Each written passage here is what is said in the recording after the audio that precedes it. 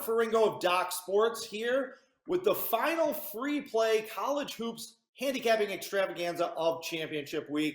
We've been here Monday through Friday trying to guide you through the labyrinth that is college basketball conference tournaments. It's been a very exciting and hopefully profitable week for you. With me, as always, is a man who needs no introduction. It's Raphael Esparza, one of the top college basketball handicappers in the country. You can find both of our picks at docsports.com, docsports.com. Be sure to click the link below and take advantage of $60 free towards your account to be used for any handicapper, any sport, and any package. All right, Raphael, I feel like I figured it out.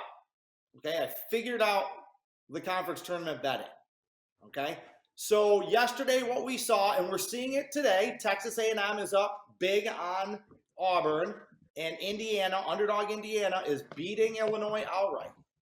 So basically what we see is these teams that were able to play at least one conference game going up against these teams that are favored because they're the higher seeds who haven't played a conference game yet, the underdogs are cleaning up. Yeah, getting that first game under your belt is obviously a huge advantage for these teams. We saw all day yesterday, starting with the Syracuse-Duke game, even into the late games with Utah State, Colorado State. So are you buying that theory, or do you think it was just kind of a fluke yesterday? I think if you're a jump shooting team, especially a 3-ball team, that's great for you having a game under your belt. There's no banks being open because there's no clankers around that we've seen in today's game against Auburn. Really, 21 points at halftime. Some poor shooting. But so yeah, in some games I will look at that. In some games I don't. But today, Indiana definitely, and again, Texas A&M. We're seeing it, and we saw it all day yesterday.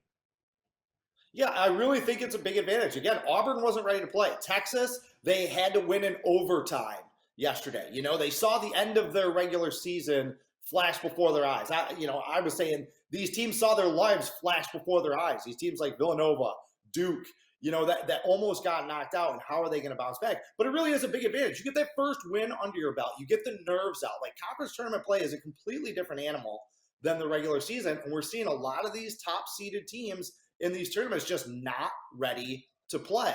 So my advice is all day today, if you have a team that hasn't played yet in a conference tournament and they're favored over a team that's already played, take the points. But all right, we got some monster games here, Raphael. We got big time games all over the country with some of the top teams all vying for top seeds in the NCAA tournament. So naturally, we are going to start in the MAC with Ohio and Kent State. What do you think of this little action we got going on this evening? Yeah, it should be a fun one to watch. And I know Ohio came in struggling a little bit. I think they lost their last 3 before the tournament started. I had an easy winner against Ball State, but that doesn't really mean anything. I'm a little shocked on this number. I really like the Flashes coming in. They've been playing some outstanding basketball. And if they score, they could put up points in bunches like we haven't seen. Everyone always wants to talk about North Carolina putting up big points and Gonzaga, but the Flashes put up 85 last night. They put up 93 a couple weeks ago against Ball.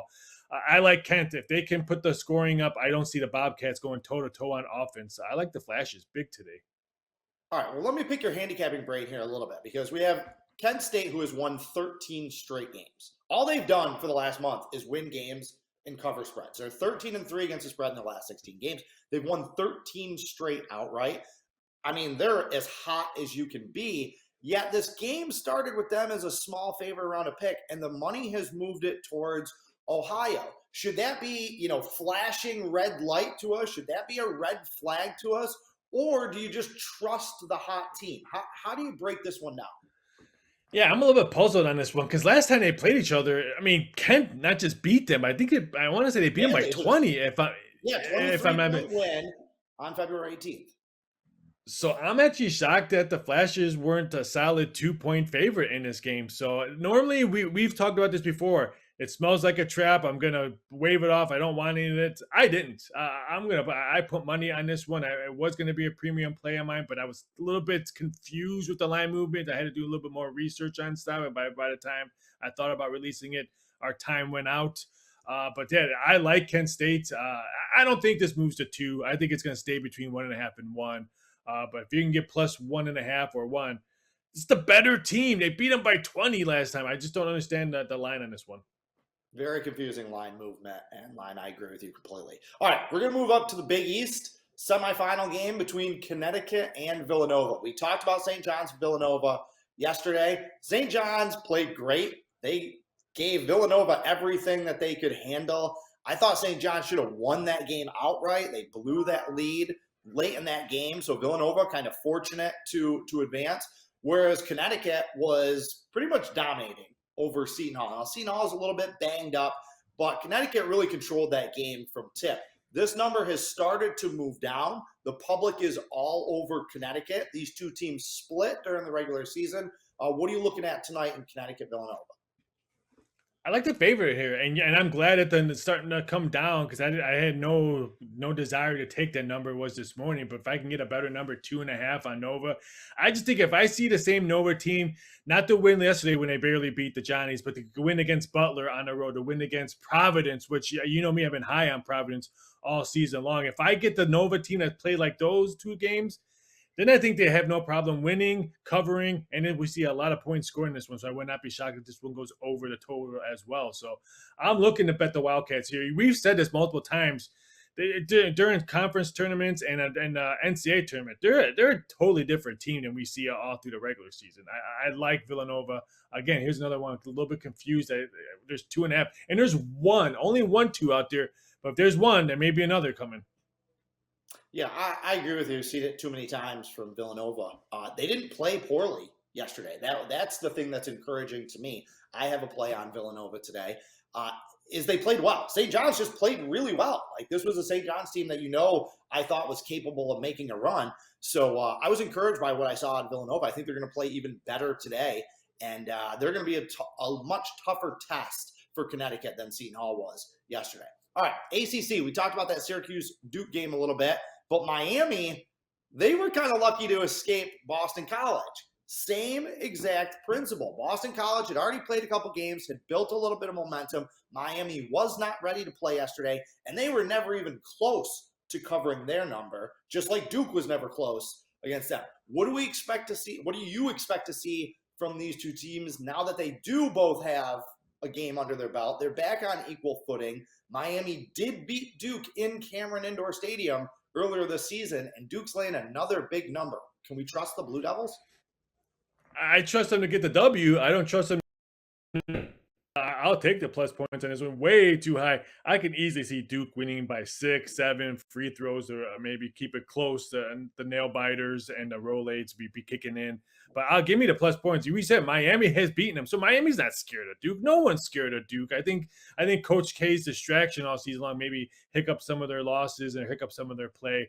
I like Miami just when Duke wins, because Duke knows that they have a possibility of jumping, maybe grabbing one of those number 1 seeds, just if Arizona falters because they had that bad injury yesterday for the Wildcats or something else hickles up. They can maybe jump over and grab a 1 spot. They know that, so they need W's. They could care less about ATS. I like Duke to win, but give me the plus points.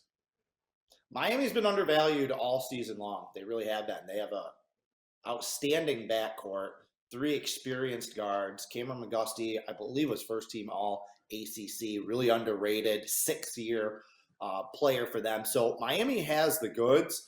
However, I can't help but feel that this number is almost baiting action on Miami because it is so high.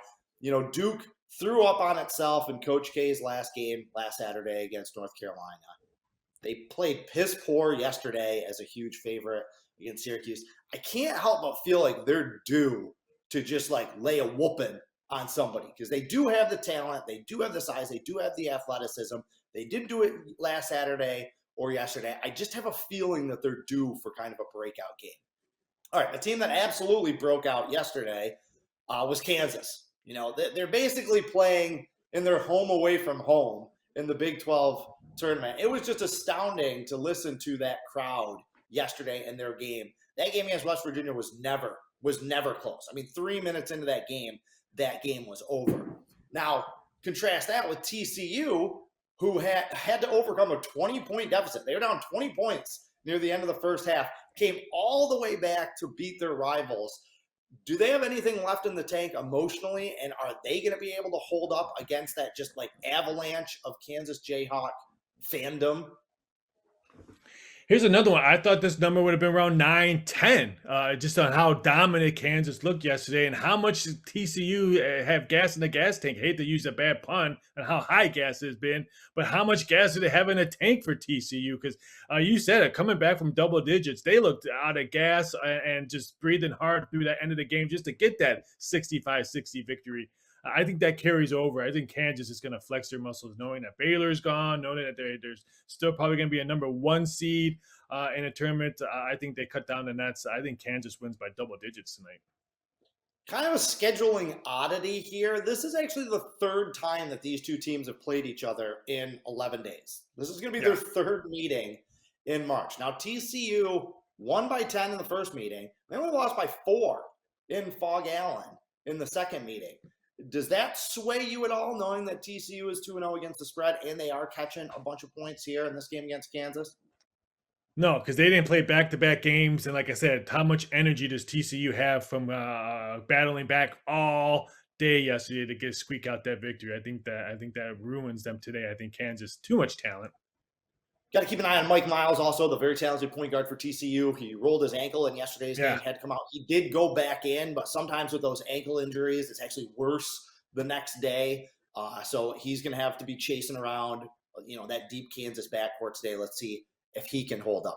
All right, dipping out to the Pac-12. Arizona's got some issues of their own. They got an injury issue with Kriisa. I'm sure I'm not saying that right, but their Estonian point guard.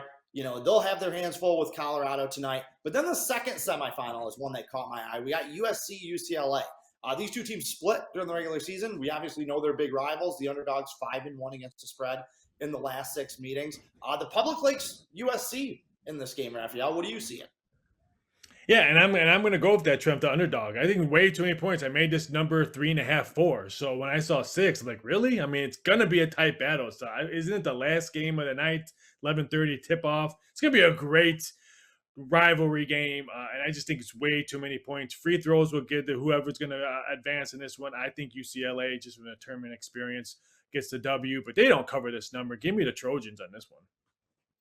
Yeah, I mean, it wouldn't stun me to see a close game, but my thing with this game is I just don't see USC winning this game. And if I don't like to bet teams in this price range, basically anything from 1 to 6. I don't like to bet teams that I don't think are going to win the game. I don't like betting teams to keep it close like that. But, USC is a team that I just think is overvalued and overrated. You look at their non-conference schedule. They didn't play anybody. They didn't beat anybody. You look at what they did in conference play. They beat UCLA once, sure, but they were non-competitive in their games against Arizona. Like USC is just skated by on an easy schedule this year, where UCLA, I feel like this is one of those teams, you got to remember how close they were to being the defending national champions right now. They lost in overtime last year. After you've been to that mountaintop, it gets hard to get up for the regular season. So I feel like UCLA is kind of been playing possum a little bit, just kind of saving their strength and resources to make another run in March because they want a national championship. They don't really care about Pac-12 championships. They want to get back to that. So I think we're going to see top-tier UCLA from here on out. And when they're good, I think they're as good as anybody else in the country. All right, the absolute last game of the night, what should be the last tip-off, also might end up being one of the best games of the night out in the Mountain West. San Diego State, Colorado State. I'm firmly on record as saying that I think that Colorado State is the best team in this conference. I think that them and Boise State have been headed for a clash as soon as I saw the brackets come out. But San Diego State, I mean, they've been the big dog in this conference for a long time, Raphael. And we're seeing that in the way the money is moving this line. Is that sharp money coming in on San Diego State? Do you think that's public money? Just everyone is used to them winning this conference, so that's pushing money the Aztecs' way. And how do you see this one playing out on the court? It's a little bit of both. I mean, first of all, San Diego State travels really well to Vegas during the Mountain West tournament. So that could be a lot of home cooking money because I can guarantee you there's going to be more Aztec fans than there's Ram fans up at the Thomas and Mack. So there's a little bit of both. Some wise guy money came in. Especially when it was +1. I think the wise guys took the +1 and a pick 'em, and then I think all the fans and all the people saw the movement and then jumped on board with them and moved it back to 1.5. I would not be shocked if this one closes San Diego State 1 or maybe even pick 'em. I think Colorado State, on paper, I think they're the better team, but boy, is it hard. I've been at the Thomas and Mack many, many times to watch San Diego State play, and their crowd travels. It's almost like a home game when they're at the Thomas and Mack. It's going to be hard to beat them. You could correct. Colorado State's been the best team in this conference all season. I still think even if they lose tonight, they're still the best team in this conference. So both teams will be dancing so that there's no sweat on that one. I think it's the best game on the board, not because I live in the West Coast almost for 20 plus years. I follow these teams a lot, but I think it's the best game on the board tonight. Yeah, I mean, Colorado State's in the field. San Diego State might, they're still probably on that bubble. I don't think that they're as safe as some people think that they are. So they might have a slight motivational edge here. But I agree with you. Should be another great game. So Raphael, you've been handing out free play winners all week. Mine yesterday, Richmond, shock of shocks. Again, another team facing an opponent that had played the day before. Richmond wins by 5. They don't cover the 6, denying me another free play winner. Although I nailed another newsletter free play winner with Oklahoma over Baylor. So I'm now 22-6 in Doc Sports newsletter, which if you don't get every week on Wednesday, go to our website and sign up for. So, all right, Raphael, keep those free play winners coming. What do you got? Game that we talked about. Why is this number dropping? I mean, this is not a total. So if you guys are watching, sit down, put your head between your legs. I don't want you to pass out, but this is not a total. Give me Villanova -2.5. Wait. There is a 2 out there right now. That means maybe some other people will be jumping ship and moving it to 2, even though they have no money because no one really moves numbers anymore. They just copy and paste what the next neighbor did. This one could go to 2 if you like. I still think grab it 2.5 if your shop doesn't have it, but I won't take 3. 2.5 for 2. Villanova wins outright. We don't need the 3. I think they win by 4 or 5. Give me the Wildcats. Wow, you actually took my free play. So there you go. So I'm actually gonna mix it up. We're gonna do a cross thing here where I'm actually gonna take a total. Give me the over in the Kansas TCU game. I think that this one has a chance of getting out of hand, and I could see Kansas hitting 80 points. Both of their regular season meetings had around 140 points in there. And I just think that Kansas, I think this game's going to be a blowout. So, there you go. There's a separate free play. Lay the points with Kansas, but also take a look at the over. I don't think there's going to be anything that stops Kansas from hitting 75, 80 points in this game. So if TCU can get back to 60, score some points in garbage time, that should push this one overlay. So, all right, that's it, Raphael. We are surviving championship week. We still got to make it through the weekend, I suppose. But Selection Sunday is this Sunday. We'll be back with some videos next week to break down the NCAA tournament. You cool with that? I'm cool, just not on Monday, because Monday I have to go to the evil back to the dentist. All right, he's Raphael Esparza. I'm Robert Ferringo. Go to Doc Sports. Get yourself set up this weekend. We'll see you next week there, people. Good luck this weekend. Carpe diem. Good luck.